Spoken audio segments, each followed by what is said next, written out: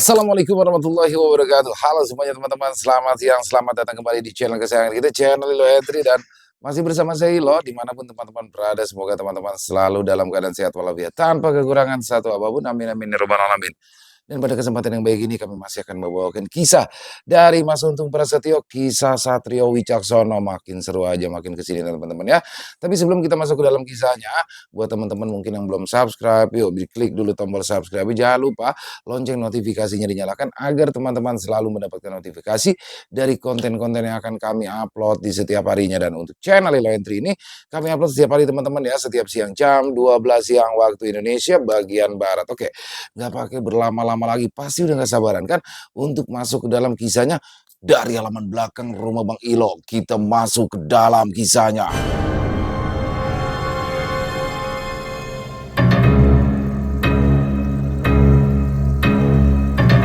Arwah yang terkunci di kain batik. Kisah Satrio. Satrio yang kini semakin peka terhadap hal-hal gaib pun mulai memiliki kemampuan lainnya yang membuatnya sangat tersiksa. Selain bisikan-bisikan gaib yang menuntunnya untuk mengetahui hal-hal yang tak kasat mata, Satrio pun memiliki kemampuan untuk melihat masa lalu, baik itu pada sebuah benda atau sebuah tempat, dan juga orang-orang yang sedang mengalami gangguan-gangguan dari makhluk gaib. Kemampuan yang ada di dalam diri Satrio berkembang dengan sendirinya, seolah ada sesuatu yang membimbingnya untuk memahami setiap gambaran yang dia lihat. Jika sebelumnya dia hanya menangkap kilasan peristiwa secara acak, kini setiap sentuhan pada benda-benda tertentu memberikannya pengalaman yang lebih jelas, seolah-olah ia benar-benar hadir di masa lalu dan menyaksikan kejadian itu secara langsung. Pengalaman yang membuat rasa takutnya kembali memuncak pun terjadi. Saat itu, Satrio yang sedang berbincang dengan seorang kolektor barang antik melihat sebuah cincin perak yang mengikat batu akik berwarna hitam pekat. Satrio yang tertarik dengan benda tersebut pun meminta izin untuk melihatnya dari dekat. Akan tetapi, Satrio merasakan sensasi aneh di tubuhnya ketika dia menyentuh cincin batu hitam tersebut.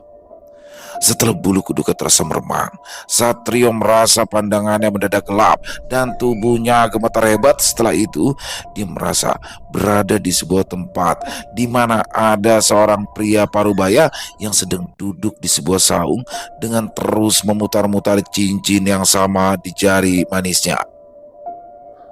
Wajah pria itu terlihat tegang, seakan sedang menimbang sesuatu, dan beberapa saat kemudian, tanpa aba-aba, seorang laki-laki lain muncul dari balik kegelapan dengan cepat. Laki-laki tersebut menebaskan sebilah golok ke arah leher pria tersebut. Darah mengucur deras membasahi tanah di bawahnya sebelum tubuh pria itu akhirnya roboh tak bernyawa. Melihat kejadian itu, Satrio tersentak mundur, nafasnya terengah-engah sementara keringat dingin mengalir di pelipisnya. Dan tak lama setelah itu, Satrio pun kembali tersadar. Pemilik cincin yang melihat wajah Satrio mendadak pucat, bertanya dengan cemas apakah dia baik-baik saja saat itu. Satrio diam terpaku, tubuhnya masih terasa gemetar, sementara jantungnya berdetak dengan kencang. Gambaran mengerikan itu begitu nyata, seakan-akan dia benar-benar berada di sana dan menyaksikan peristiwa berdarah itu dengan mata kepalanya sendiri. Aroma anyir darah seolah masih tercium di hidungnya, membuat perutnya terasa mual. Pikirannya berkecamuk, mencoba merangkai potongan-potongan peristiwa yang baru saja dilihatnya. Bayangan pria yang tewas mengenaskan itu masih terpatri jelas dalam pikirannya. Sorot mata pria tersebut menggambarkan kebingungan dan ketakutan sebelum nyawanya direnggut secara brutal. Satrio bisa merasakan getir yang aneh menjalar di tubuhnya, seakan-akan dia menyerap kepedihan dan ketidakadilan yang dialami oleh pria itu. Angin sore bertiup pelan, namun tubuh Satrio terasa dingin. Dia mencoba menenangkan dirinya, menarik nafas dalam-dalam dan mengembuskannya perlahan, namun perasaan mencekam itu tetap menggantung di udara. Tak mau pergi, apalagi saat pandangannya kembali jatuh pada cincin di jari pria di hadapannya. Dia kini sadar apa yang baru saja dilihatnya bukanlah sekedar halusinasi, tapi itu merupakan sebuah potongan dari kejadian nyata. Sebuah kisah kelam yang tersimpan dalam cincin itu adalah rahasia berdarah yang mungkin tak diketahui pemiliknya saat ini. Satrio merasa ada yang mengawasinya, seolah-olah bayangan dari masa lalu itu masih berada di sekitarnya, mengintainya dari balik kegelapan. Ada apa, Mas? Kok muka sampean tiba-tiba pucat pasi begitu? Tanya Pak Bagio, pemilik cincin tersebut. Gak apa-apa, Pak. Cuma tiba-tiba perut saya lapar aja, balas Satrio sambil menghela nafas panjangnya. Masa orang lapar kayak orang ketakutan begitu sih, Mas? Ucap Pak Bagio yang masih penasaran dengan apa yang dialami oleh Satrio. Ya memang begini, Pak. Saya itu kalau lapar sering gemetar, keringat dingin, dan muka saya langsung pucat. Makanya saya harus segera makan, balas Satrio yang tidak mau menceritakan apa yang dialaminya itu. Sampean ini bisa aja ngelesnya. Saya tahu loh, sampean itu tadi melihat sesuatu kan, ya kan? Dan saya yakin sampean ini bisa melihat ya, Mas, ujar Pak Bagio sambil tersenyum. Ya pasti bisa melihat dong, Pak. Masa kayak gini gak bisa melihat? Sampean ini ada-ada aja loh, balas Satrio yang terus mencoba menghindari pertanyaan dari Pak Bagio. Saya itu tahu sampean itu bisa ngelihat makhluk halus toh, tegas Pak Bagio. Yang halus itu bukan makhluk, Pak, tapi tepung terigu sama bedak bayi. Balas Satrio sambil tertawa. Setelah beberapa minggu dari kejadian itu, Satrio pun kembali mengalami kejadian yang serupa, namun terlihat sangat jelas dan terasa lebih detail lagi. Saat itu Satrio sedang berada di rumah temannya yang bernama Andri, melihat hiasan dinding yang sangat unik dan sangat jarang sekali ditemukan. Hiasan itu terbuat dari kain batik yang dilipat sedemikian rupa, lalu diletakkan di dalam sebuah bingkai kaca besar dengan kayu yang berukiran sangat indah. Karena merasa janggal dengan hiasan dinding tersebut, Satrio pun mendekati bingkai kayu berwarna coklat tua itu dan menyentuhnya. Ketika jari-jari tangannya menyentuh bingkai kayu tersebut, Satrio pun kembali merasakan sesuatu yang sangat menyiksa dirinya. Setelah bulu kuduknya meremang dan pandangan matanya pun menjadi gelap, Satrio merasakan ruangan tempatnya berada berputar dengan cepat, dan beberapa detik kemudian dia pun sudah berada di sebuah tempat yang sangat asing. Di tempat yang diselimuti kabut tipis dengan langit kelam itu, Satrio melihat seorang perempuan muda yang mengenakan kebaya berwarna kuning dengan kain batik coklat yang memiliki corak dan warna sama seperti yang ada pada bingkai kayu yang ada di ruang tamu rumah Andri. Perempuan muda tersebut terlihat sedang menangis.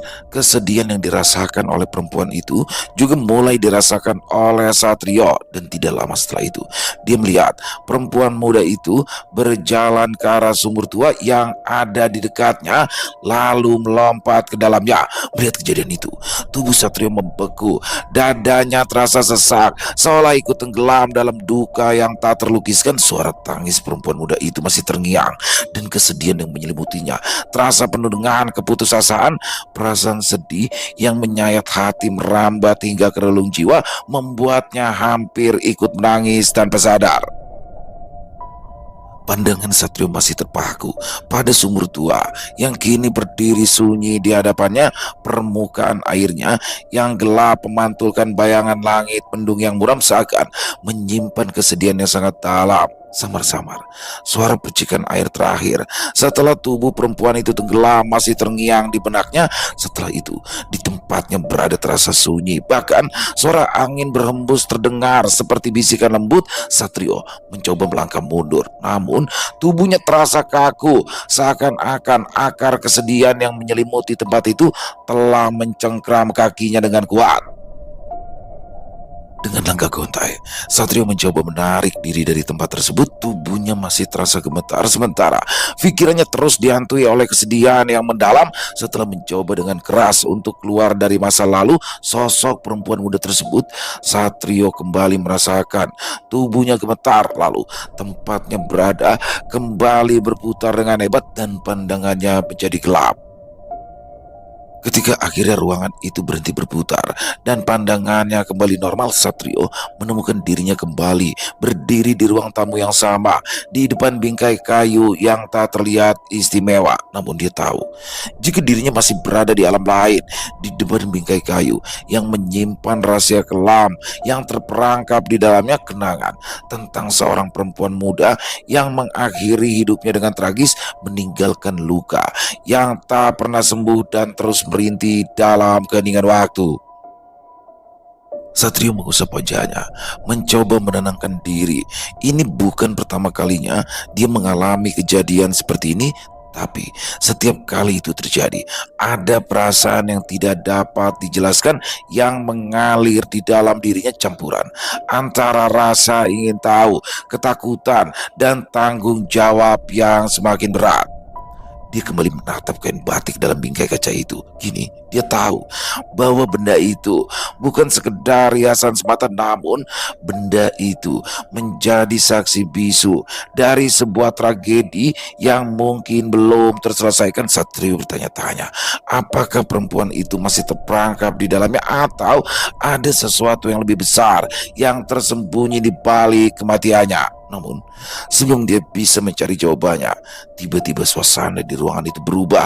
Udara bergetar dengan halus dan dari sudut matanya Satrio melihat bayangan samar hadir di ruangan itu. Perempuan muda yang tadi dia lihat dalam kilasan kejadian kini berdiri di hadapannya dengan tatapan penuh luka yang seakan meminta pertolongan.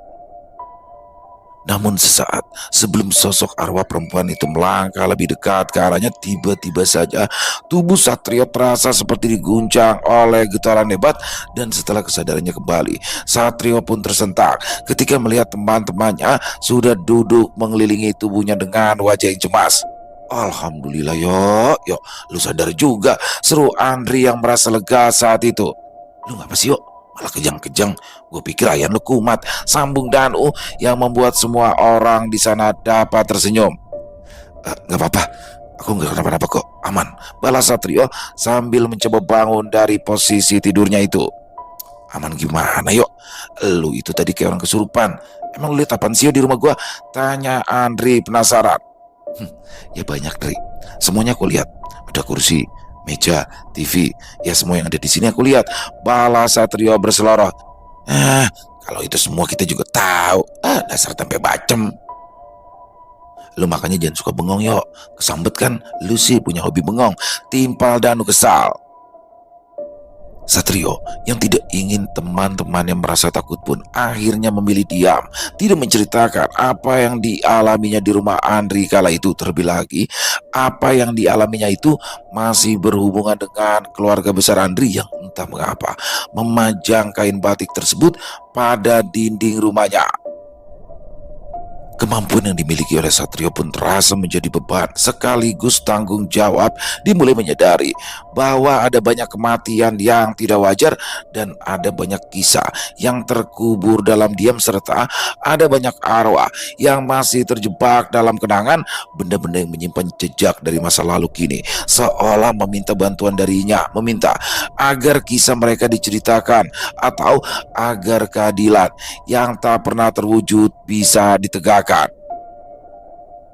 Sesampainya di rumah, Satrio menyandarkan tubuhnya pada kursi kayu tua di kamarnya, menatap kosong ke arah langit-langit. Bayangan perempuan muda berkebaya kuning masih menghantui pikirannya, seakan-akan wajah penuh duka itu terukir dalam ingatannya. Sejak kejadian di rumah Andri, Satrio pun mulai memahami bahwa apa yang dialaminya bukan sekedar ilusi atau halusinasi semata, tapi itu adalah sebuah pesan dari masa lalu yang gak terhapus waktu. Dia duduk termenung dengan rasa frustasi yang mulai menghantui. Di tengah rasa kesal yang ada di hatinya, Satrio mencoba mencari cara untuk memahami kemampuan aneh yang kini menjadi bagian dari hidupnya. Kemampuan untuk melihat kenangan kelam yang terperangkap di dalam benda-benda yang membuat para arwah yang belum tenang seolah-olah menuntut sebuah keadilan atau sekedar menunjukkan sebuah kebenaran. Cincin batu milik Pak Bagio dan juga kain batik yang tergantung di rumah Andri adalah salah satu contoh. Tapi anehnya, mengapa keluarga Andri memajang benda yang membawa kenangan kelam? Apakah mereka memang mengetahui rahasia di balik kain batik itu, atau sekedar menikmati keindahan dari motif batik dan warna kain itu sendiri, atau mereka hanya menganggapnya sebagai benda biasa yang tak memiliki makna apapun? Pertanyaan-pertanyaan itu terus berkecamuk di dalam benaknya. Hari-hari pun berlalu, tapi perasaan bersalah terus menggerogoti hatinya. Kenangan itu terus memanggilnya, meminta bantuannya untuk keluar dari bayang-bayang masa lalu. Satrio tahu mengabaikan pesan itu sama saja dengan membiarkan jiwa yang tersiksa terus terjebak dalam kepedihan. Dia tak bisa berpura-pura tidak melihat atau tidak merasakannya. Itu bukan lagi sekedar kemampuan, melainkan sebuah tanggung jawab. Bersama dengan itu, Andri pun kembali menemui Satrio. Dia mulai menceritakan gangguan-gangguan yang kini sering dialami di rumahnya. Padahal sewaktu mendiang ayahnya masih hidup, tidak pernah ada hal-hal aneh di rumahnya. Satrio mendengarkan dengan seksama.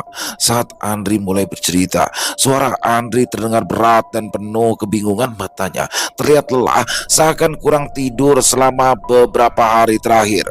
Andri menceritakan bagaimana suara-suara aneh sering terdengar dari arah ruang tamu, terutama saat malam hari. Seperti suara isak tangis pelan yang terdengar samar namun cukup jelas untuk membuat bulu kuduknya berdiri. Kadang suara langkah kaki juga terdengar berderap pelan di sekitaran rumahnya, seakan-akan ada seseorang yang berjalan mondar-mandir tanpa tujuan.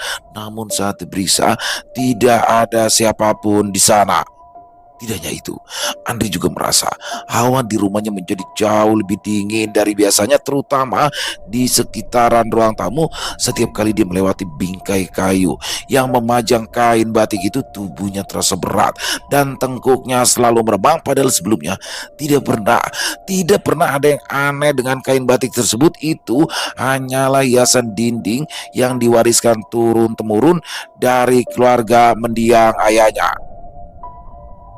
Satrio mendengarkan semua itu dengan seksama, meski pikirannya dipenuhi oleh bayangan perempuan muda berkebaya kuning yang dilihatnya beberapa waktu lalu. Dia mulai mengerti bahwa kain batik itu bukanlah sekedar hiasan.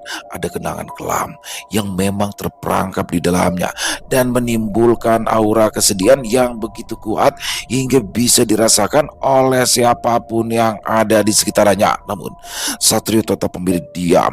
Dia tak ingin Andri mengetahui bahwa dirinya bisa melihat kenangan-kenangan kelam yang terperangkap dalam benda-benda. Terlebih lagi, Andri sedang dalam kondisi berduka, menceritakan penglihatan tentang perempuan muda yang kematiannya sangat tragis. Itu hanya akan menambah beban di pundaknya. Tapi satu hal kini jelas bagi Satrio, semua gangguan yang terjadi di rumah Andri pasti berkaitan dengan kain batik itu. Dan jika dibiarkan, arwah perempuan yang terjebak dalam kenangan tersebut tidak akan pernah tenang. Keadilan yang tak terwujud dan kesedihan yang tak tersampaikan telah menciptakan lingkaran penderitaan yang mengikat rumah itu dalam aura kelam.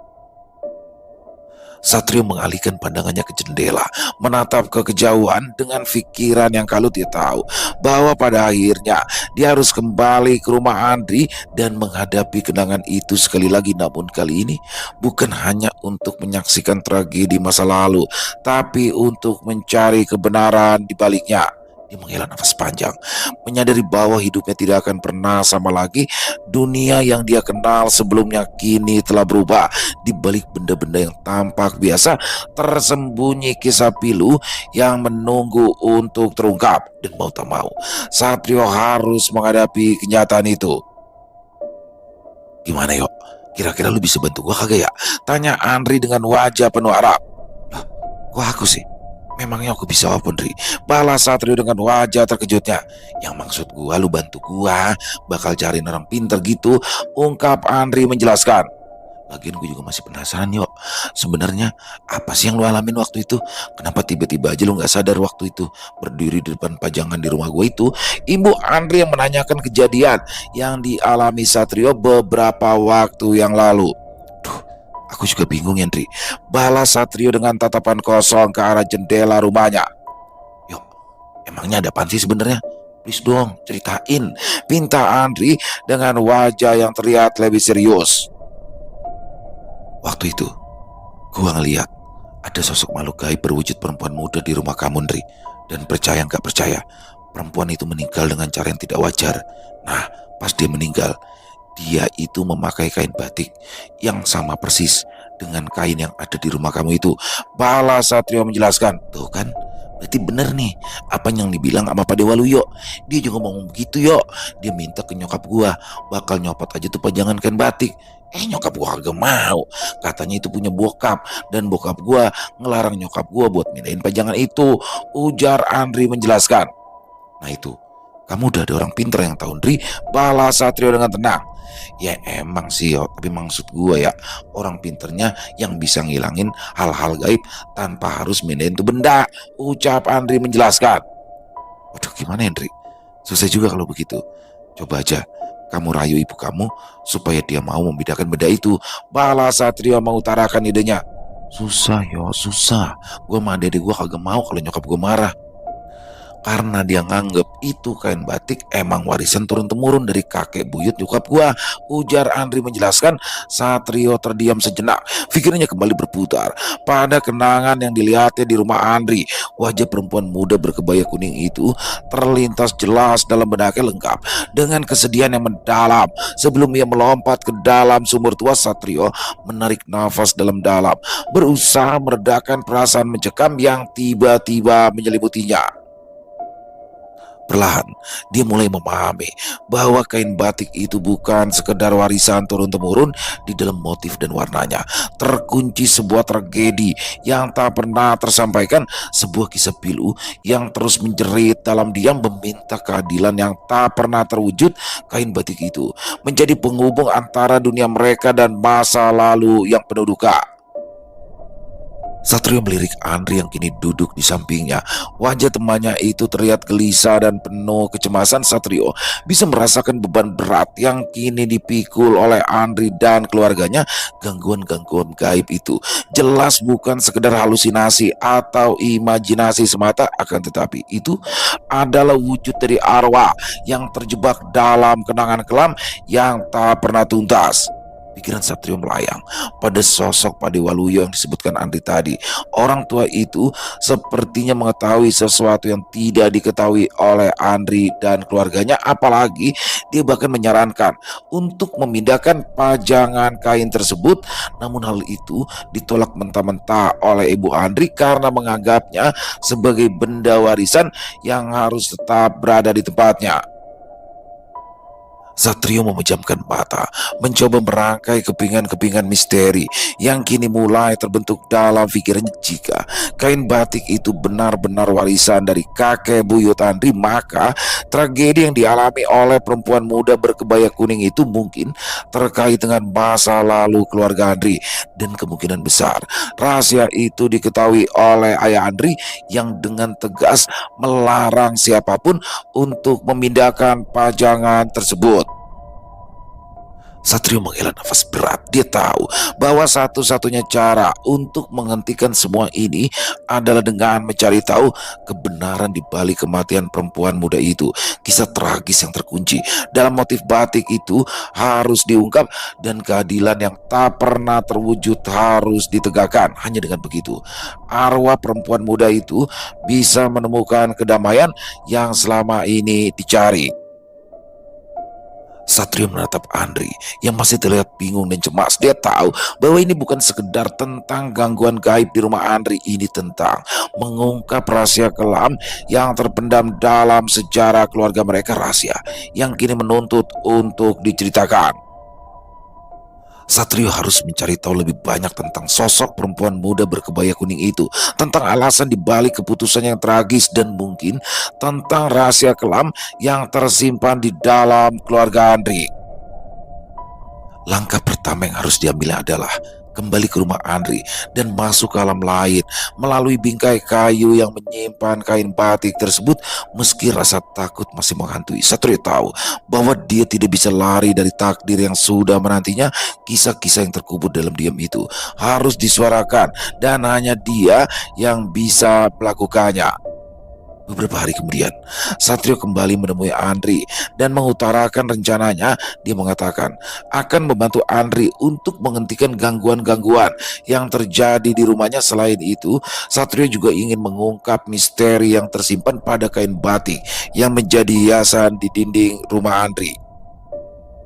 Malam itu, Andri yang sudah bersama Satrio sengaja menunggu seluruh keluarganya tertidur karena Satrio tidak ingin banyak orang yang tahu akan apa yang dia dan Andri lakukan malam itu. Ketika malam semakin larut dan suasana rumah mulai hening, Satrio dan Andri berjalan pelan menuju ruang tamu.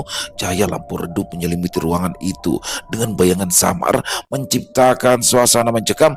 Hawa dingin terasa menusuk, jauh lebih dingin dari biasanya. Satrio berdiri di depan bingkai kayu yang memajang kain batik tersebut dan menatapnya dengan seksama.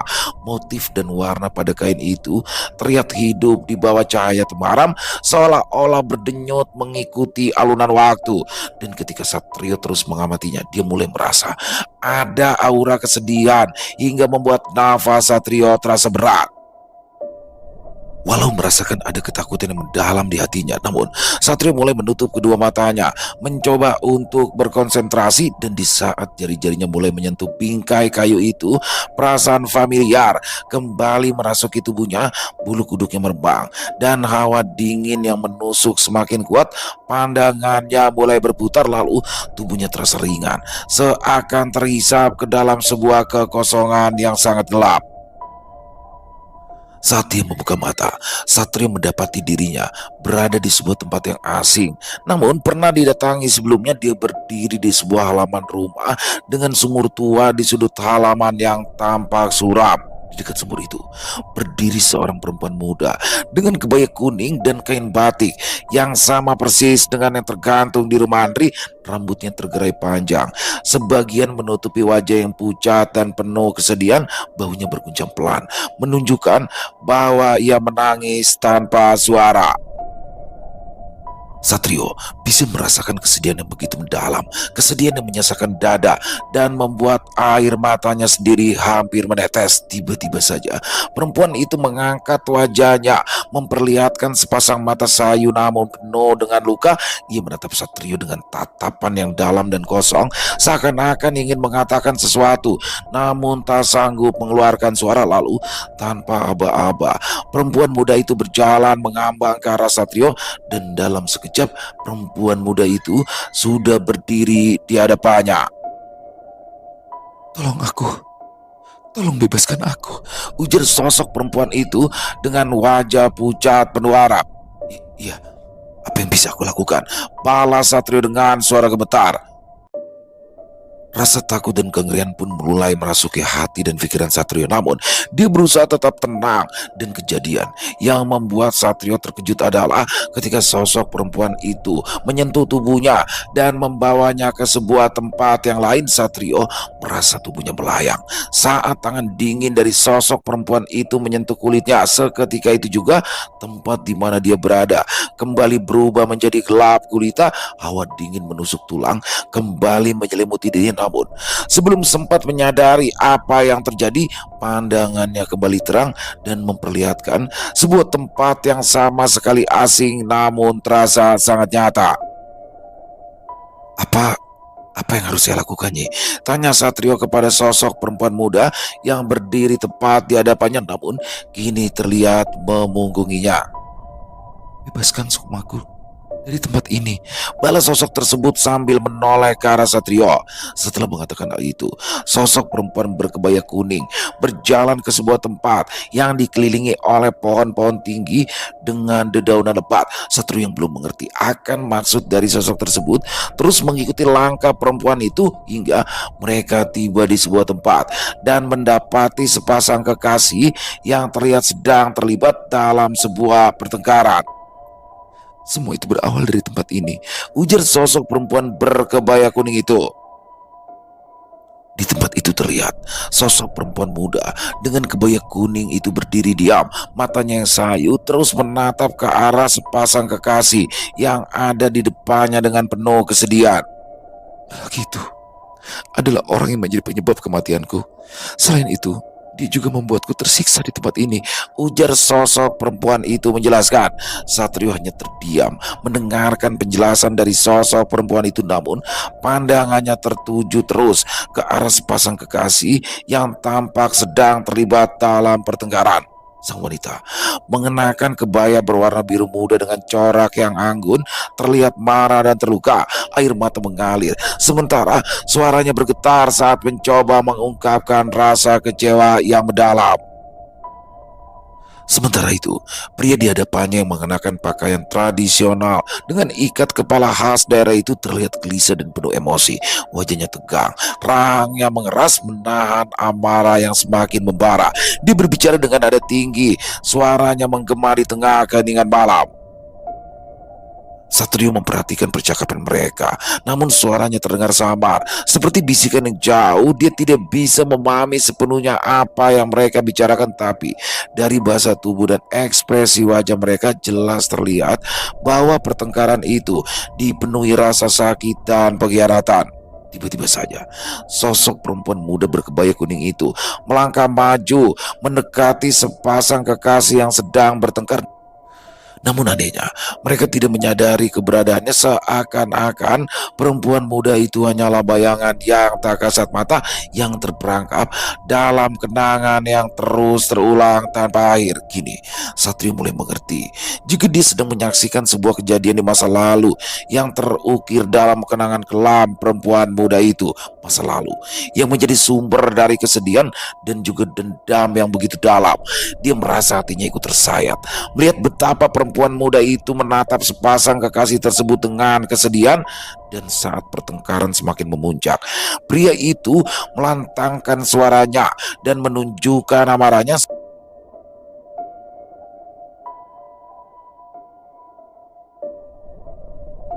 Setelah itu, dia pergi meninggalkan perempuan muda berkebaya itu.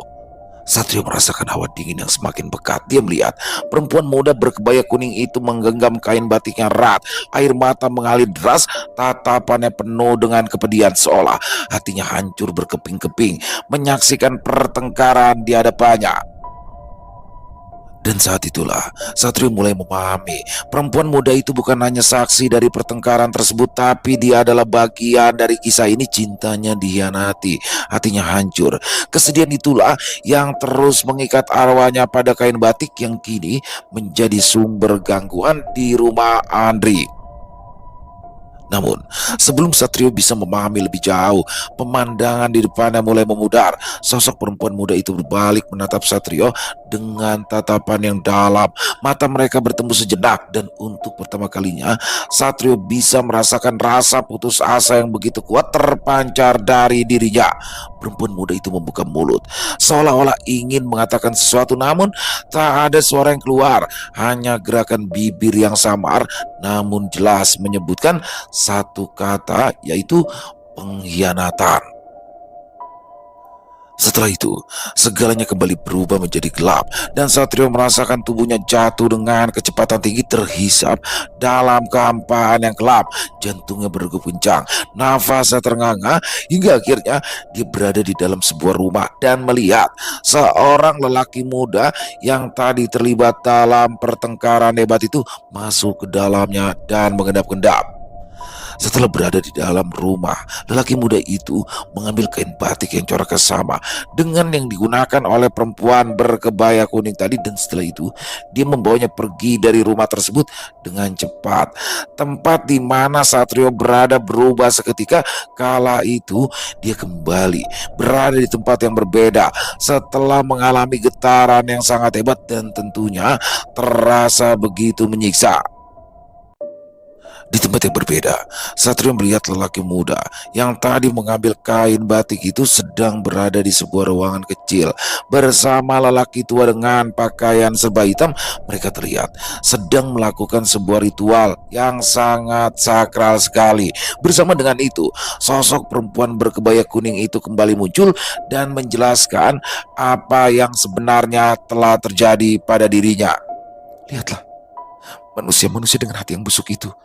Mereka sedang berupaya untuk mengurung sukmaku di dalam kain batik itu, ujar sosok perempuan muda itu menjelaskan. Mengapa mereka melakukan itu, Nyi? Tanya Satrio dengan tenang. Agar aku tidak bisa membalaskan rasa sakit yang aku rasakan sebelum kematianku, balas perempuan muda itu. Sudah lebih dari 100 tahun aku menderita, harus menjalani kejadian yang sama. Aku lelah dengan perputaran waktu yang mengurung aku di tempat ini, imbu perempuan muda itu lagi. Maaf, Nyi, apa yang sebenarnya telah terjadi? Tanya Satrio yang masih belum memahami apa yang sedari tadi dialaminya itu.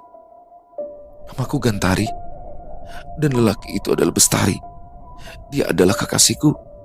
Namun setelah aku memberikan semuanya, ternyata dia mengkhianati cintaku, ujar sosok yang ternyata bernama Gantari itu. Setelah dia menghamiliku, dia memintaku untuk menggugurkannya. Hal itu disebabkan kedua orang tuanya yang tidak merestui hubungan kami, imbu Gantari lagi. Jadi, itu alasanmu mengakhiri hidup dengan masuk ke dalam sumur itu? Tanya Satrio dengan tegas. Tidak ada lagi alasan yang membuat aku terus bertahan hidup. Karena jika aku melahirkan bayi, pasti aku akan dihukum oleh orang-orang di desa. Mereka akan membuangku ke hutan bersama anakku. Jadi, daripada aku mengalami hal yang lebih menyakitkan, maka aku memutuskan untuk mengakhiri segalanya, balas Gantari menjelaskan.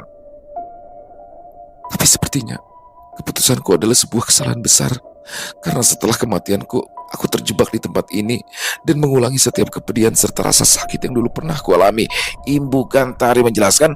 Satrio menatap dalam-dalam ke arah Gantari yang wajahnya dipenuhi dengan kesedihan mendalam, seakan-akan beban masa lalu masih menghimpit jiwanya tanpa ampun. Kisah pilu yang baru saja didengarnya membuat hati Satrio terasa nyeri, menyadari betapa tragis dan menyakitkan nasib yang dialami Gantari. Tidak lama setelah itu, laki-laki tua yang ada di ruangan tempat Satrio dan Gantari berada itu mulai mengucapkan mantra dengan suara yang dalam dan serak. Tangannya bergerak lincah, membuat simbol-simbol aneh di udara. Sambil sesekali menyentuh kain batik yang terhampar di hadapannya, Satrio bisa merasakan aura mistis yang kuat memancar dari kain batik tersebut, bercampur dengan energi gelap yang terasa menyesakan. Lelaki muda yang berada di sampingnya terlihat tegang. Wajahnya pucat namun penuh ambisi. Tatapannya tertuju pada kain batik itu dengan ekspresi yang sulit ditebak antara ketakutan dan keinginan yang membara. Satrio segera menyadari bahwa saat itu adalah proses ritual untuk mengurung Sukma Gantari agar dendam dan kutukannya tidak menyentuh keluarganya. Inilah awal di mana aku terkurung di dalam sebuah kain yang telah dibeli mantra-mantra gaib yang kuat. Dan sejak saat itu, Anak keturunan dari kekasihku itu membuatnya sebagai hiasan dinding rumah mereka, ujar Gantari lagi. Satrio menoleh, melihat sosok Gantari yang berdiri di sampingnya dengan mata berkaca-kaca, menatap ritual yang sedang dilakukan. Mereka mengunci sukmaku di dalam kain batik itu, agar dendamku tidak bisa menyentuh mereka, agar mereka tidak bisa hidup dengan tenang. Sementara aku terus tersiksa dalam kenangan yang menyakitkan ini. Imbu Gantari dengan suara yang menyayat hati. Satrio mulai menyadari bahwa bukan hanya pengkhianatan yang membuat Gantari terjebak di dunia ini, namun juga perbuatan jahat Bestari yang telah mengurung arwahnya di dalam kain batik tersebut. Dia ingin menutupi kesalahannya dengan cara yang kejam, tanpa pernah memikirkan apa yang akan terjadi pada jiwa Gentari. Bagaimana caranya? Aku bisa membebaskanmu dari kutukan ini, Nyi? Tanya Satrio dengan suara lirih. Ia merasa iba sekaligus marah atas ketidakadilan yang dialami oleh perempuan itu. Kau harus menghentikan ritual itu. Hancurkan kain batik itu dan bebaskan aku dari belenggu mereka. Biarkan aku pergi, biarkan aku menemukan kedamaian yang tak pernah bisa kurasakan. Jawab Gantari dengan suara lirih namun penuh harapan. Satrio mengangguk. Hatinya dipenuhi tekad untuk membantu Gantari menemukan ketenangan. Dia menyadari bahwa untuk menghentikan kutukan ini, dia harus menghadapi lelaki tua dan lelaki muda yang sedang melakukan ritual terlarang tersebut. Namun Satrio tahu bahwa itu bukanlah tugas yang mudah, karena kekuatan gaib yang mengelilingi kain batik itu sangat kuat dan berbahaya. Walau belum mengetahui kekuatan yang dimilikinya, tapi malam itu Satrio merasa yakin jika dengan kemampuannya dia bisa merebut kain batik tersebut dan menghentikan ritual yang sedang dijalani oleh Bestari dan lelaki tua itu. Dan entah siapa yang membimbingnya, tiba-tiba saja Satrio merapalkan sebuah mantra yang dia sendiri tidak tahu dari mana datangnya rapalan tersebut. Mantra itu mengalir begitu saja dari mulut Satrio, seperti suara yang berasal dari kedalaman jiwanya. Setiap kata yang terucap penuh kekuatan yang tak kasat mata, seolah-olah berasal dari masa yang sangat jauh. Suara Satrio bergema di dalam ruangan mistis itu, memecah kesunyian yang mencekam. Lelaki tua yang sedang melakukan ritual tiba-tiba terhenti.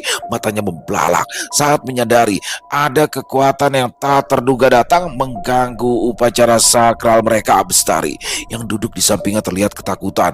Wajahnya pucat saat melihat aura cahaya samar yang mulai menyelimuti tubuh Satrio.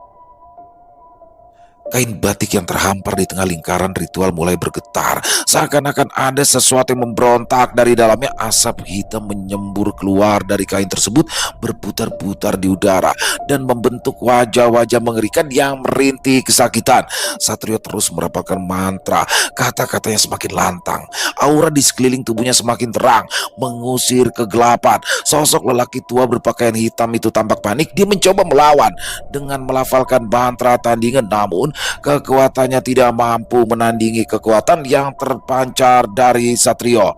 Tidak mungkin. Bagaimana bisa? Anak ini, siapa dia sebenarnya?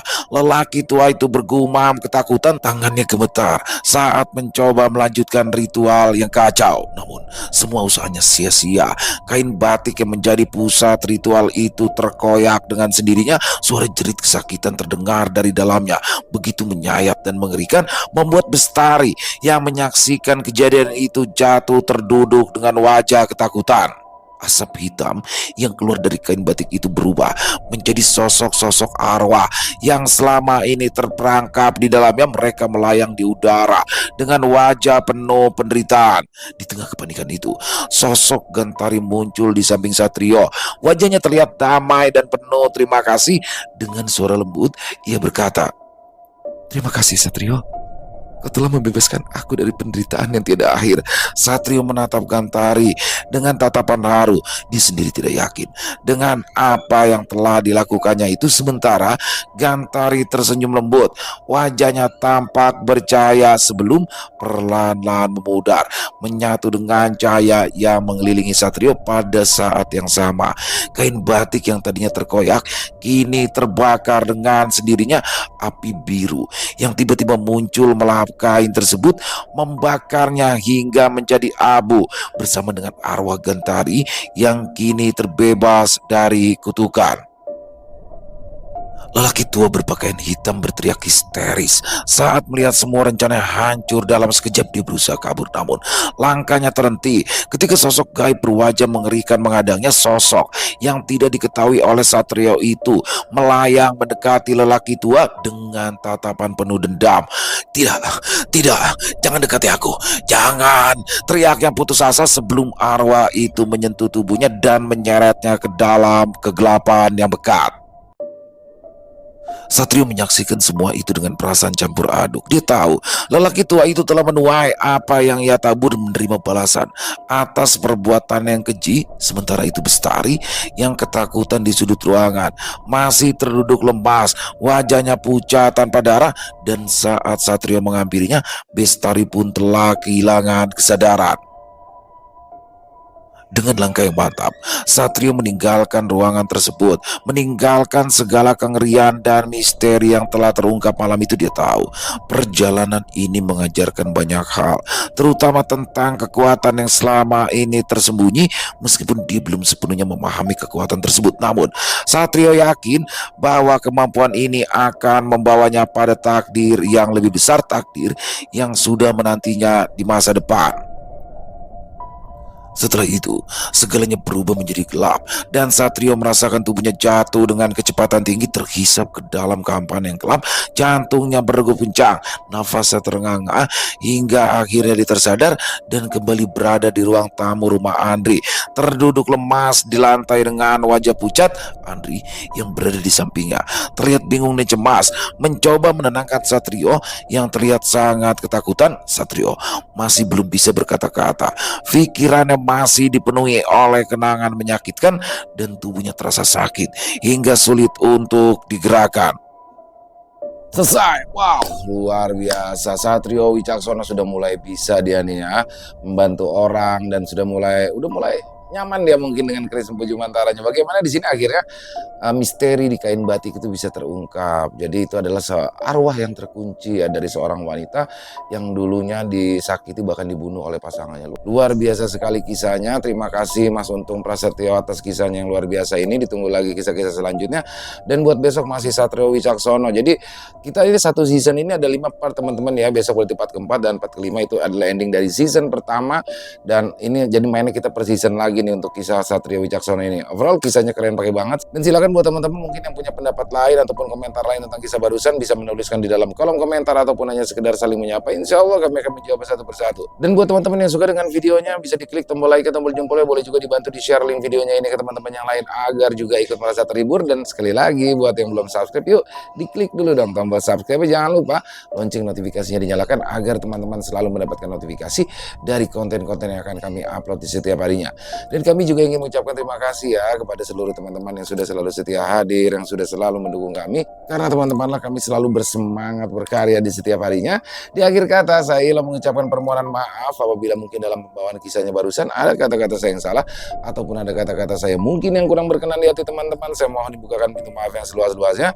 Sampai berjumpa lagi di konten-konten kami selanjutnya. Masih bersama saya Ilo di channel Ilo Entry. Salam sehat, sukses selalu untuk kita semua. Wassalamualaikum warahmatullahi wabarakatuh.